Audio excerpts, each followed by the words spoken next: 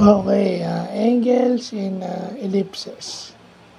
So, ito yung naalala ko dahil sa computer graphics namin. Talagang binigay ito sa exam. So, tinuro talaga ito sa school, pero hindi sa geometry.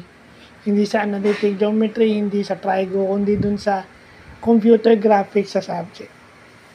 So, yung parametric equations ng ellipse is somewhat nandito sa parametric equation ng ellipse is kagaya sa form na to. So, naalala ko yung computer graphics namin.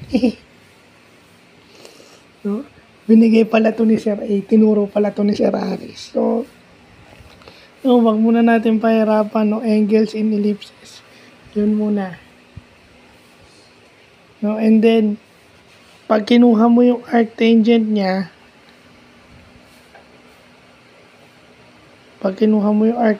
niya, ayan, x over a, tsaka y minus b.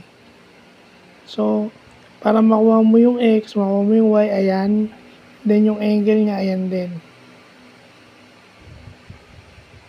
So, maalala ko lang dito, pag x, sa physics namin, kapag ka dumikit sa x coordinate, cosine, kapag ka y, sine. So, given din pala rito.